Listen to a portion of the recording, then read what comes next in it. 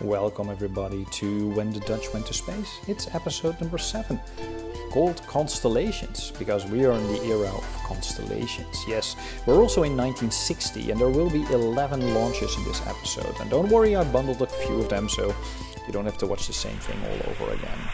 It's the 17th of May and we're launching Comm Sat number 1. And Comm Sat number 1 is a equipment test. It's trying to figure out how this whole thing works when it comes to relaying messages. It would make it similar to Courier 1B from the USA, and they will launch it in October of this year, but hey, we were faster. Of course, they've done Echo, Scour, Tyrios, I'm not sure how to pronounce that. But all of these satellites lacked solar panels, so they used very interesting technology. They used tape recorders to log messages and then play them back. There were no real phone calls. But still amazing to think what they could do. I got a question from the audience on how staging works, particularly for the second stage, because I've added solid rocket motors to it. And I found this animation online that shows what happens to the rocket fuel in the second stage when the first stage burns out. So you can see it go all over the place and causing vapor in the fuel lines. So without any help, the second stage engine will never ignite. So we've added 4 small solid rocket engines to the second stage. You can see them here at the bottom of the rocket. And they ignite prior to me launching the second stage engine. And they sort of serve to push all the fluid back to the bottom of the tank, into the turbofans, so they can push a turbopump, so they can push the fuel towards the engine. And once the engine is ignited, it will provide its own thrust and keep the fluids pushed to the bottom of the tank. So in real life, of course, it's far more complicated, but RP-1 does a nice job of mimicking that situation. Never mind, we are pushing Comm Sat 1 to its final orbit, and earlier satellites could play back messages like Sputnik, and they were spreading the glorious anthem of the Soviet Republic. We're focused more on telecom, so we already created the nautical navigation framework in the previous episode, and now we actually want to talk to the other side of the work. So I live near Kootwijk, and in Kootwijk there's still an old S-band radio station, Radio Kootwijk. And it was used back in the day using long wave radios. And these waves have the attribute that they curve along the globe. You could actually reach Indonesia with that, and you could talk to Indonesia. So that's why they built that station. But in this playthrough, you remember we have a far better relationship with the Indonesians, and of course we want to have the power of satellites to talk to each other. So 24th of July, Comm Sat number 2 goes up.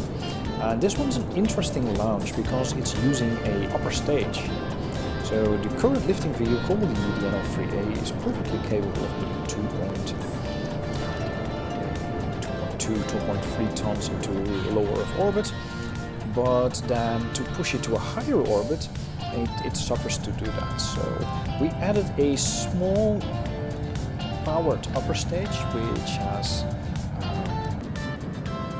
additional capability and allows us to push payloads into higher orbits. You see the boosters on the side, these definitely help with Delta V, but they're mainly there for the weight. Like RP-1 has this new limitation that it's not just about the weight, the maximum weight that you use on a launch pad, but also the minimum weight that you use on a launch pad. So you have to play around a little bit to make sure that your rocket is actually heavy enough. Regardless, we are about to release our first satellite into orbit, and you've seen the Cruyff upper stage in all its glory. Cruyff, of course, named after the famous Dutch soccer player, being known for his very precise kicks, as well as philosophical remarks, but let's not get into those. The Cruyff upper stage is meant to push payloads to a higher apogee. So what happens is that the rocket places the payload into an elliptical orbit with a very low perigee and very high apogee, and then we use the upper stage to circularize the orbit. This is a guided stage. Guided stages are very uncommon in the 1960s. And this is due to the size and the complexity of computers. And maybe it's hard to realize that the electronics used on this upper stage, they probably have far less computing power than the charger of your iPhone. But they would work differently. They would predominantly use analog computers.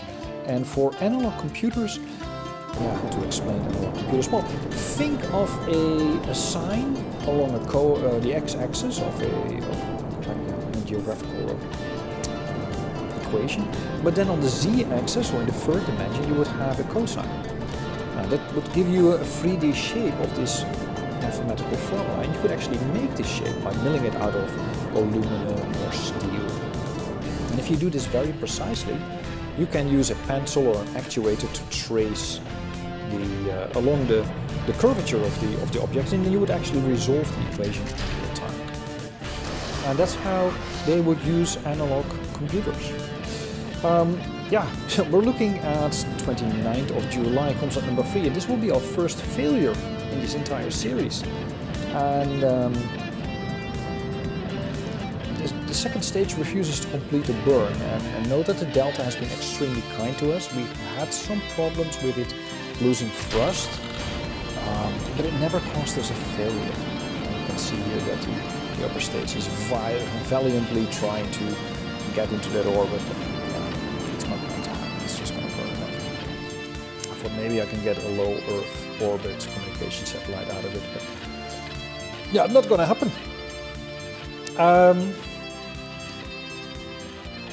RP-1 comes with a mod called Test Flight, and Test Flights mimics part failures. And it gives an additional challenge to the game, but it also means that sometimes your satellites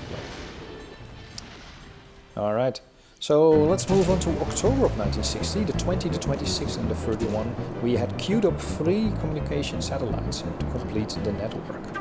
So Comm Sat 3, 4 and 5 are going into orbit, and the Russians actually built their first communication network somewhere around 1964.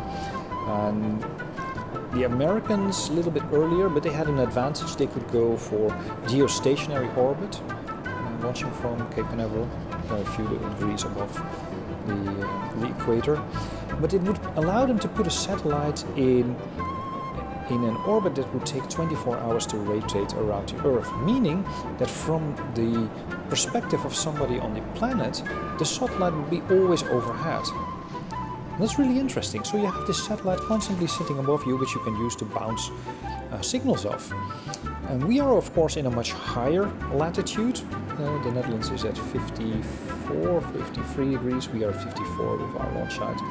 And that means that it's hard for us to put a satellite there. And not only hard for us to put it there, but it would also mean that the satellite would spend maybe 12 hours above the equator and then dive under the equator. So it would not stay in the same spot. It would go up and down on the vertical axis. So we're trying something else, and you can see this in the lower right corner. This is a Molnia satellite, and this was invented by Soviet scientists, which are of course also in a higher latitude. And basically the satellite is in an elliptical orbit, meaning it spends 12 hours to rotate the Earth, but from these 12 hours it will spend maybe 11 hours, maybe 11 and a half hours above the horizon. So it's very high elliptical up north, then it buzzes down, blasts through the southern hemisphere and comes back up on the horizon. So it spends the majority of its time in a position where you can actually see it. Much more difficult to target because your satellite dish needs to track it, but nevertheless a good way to build a communication satellite. And all of these launches are a huge success. You can see them being transferred to the customer one by one, meaning I don't really have use for them. But it gave me an idea. So there's another project starting in 1961, February till June. I figured out that there's about 300 science to be gained from the camera network, so the camera film experiments. And I also had this second build cube lying around. So we had the opportunity to build the NL-2A rockets, and we're launching them lot of them, with Corona satellites on top of them. Well, the US would call them Corona. They were using, some of them are using film cameras that date back to our early V2 launches. Some of them have newer Corona cameras, but the experiments are similar. There's about 300 science to be gained by flying these. And I'm not a particular fan of this design, in particular of the return capsule. It's really a risky touch and go. The moment you let go of its orientation stage, in which you need to reorient the heat shield properly and spin it, is really tricky. And I had to do a couple of reloads where for some inexplicable reason the heat shield will start to tumble. Most of the time it worked well. If you have your center of mass low, it will reorient itself, but not a particular fan of the design. Corona is of course the US spy program trying to photograph the Russian sites, and we are of course far more interested in bringing back pictures from the Earth for scientific reasons, building catalogs, and doing basic geography. The trickiest part is the re-entry connection, like having everything reoriented before the heat shield hits the atmosphere. The plasma starts to heat up and makes it really hard for the system to keep a communication link, and basically RP-1 drops the communication link, which means you just pray that everything has been set properly. So that's what we did. The US ran Corona in 1959 to 1963, and the best system had 1.7 meter resolution. Alright, let me give you a glimpse into the future. Surya base on the Molukken is named after a famous Indonesian physicist. I spent a lot of time in Kerbal Constructs getting this right. So we have a new airfield. We have 2 runways, we have tons of facilities. And as we circle to the south, we see the main launch site. There's currently 1 pad under construction. It's a 260-ton pad, and I don't have the funds to go all out in building it, so it's progressing very slowly. On the mountain, we have a research and tracking station, which we can use to not only communicate with other vessels, but also do logistics. If you circle north through the mountains, we can see a road heading north to the island, and there might be a new village somewhere over there in the future. But if you head back down south, you see the tunnel and you see the main town and the seaport. And this is actually a real island in the Molukken part of the Indonesia. We turn around, you've seen the town that can house staffs and scientists, of course. And we fly over the airport once more, and then we head again to the launch site. There's going to be a human-rated path, by the way. So, and it's going to be a human-rated path exactly on the equator. We also have a port, because I'm a sea nerd, I love to sail, and I guess most of the materials would be brought in over the sea. So I hope you can spot the drone ship. I have no intention of trying to land on there. I'm already happy if I can land a capsule in one piece. You can see me buzz the tower one more, and you can see the train which just refuses to run. Yeah, I promise you it does run if you wait long enough. Yeah, so me trying to land, I am a terrible pilot. I think you've seen it in one of the other episodes, but I still need to bleed off a bit of speed. This is of course sped up like 4 times. But I'm really, really looking forward to try and run rockets from this place. So if you have a better relationship with a country like Indonesia, it doesn't make sense to not launch rockets from this place, because it's insanely well situated. It's so well connected, and having access to the sea would allow you to bring in many parts. We of course also have landing lights, so I'm also looking forward to doing landings in the dark. I'm not looking forward to that, but I'll try to do a landing in the dark somewhere in the future. You can see me land here on the main runway and taxiing all the way to the main airport. So, so far the lag is not bad. I really am looking forward to this place. But there's going to be a lot of more launches from the Texel airbase. But the bigger rockets are going to be launched right here, all the way over in the tropics. And I'm really looking forward to onboarding my Indonesian friends in the space program. That's it for now. See you in a future episode.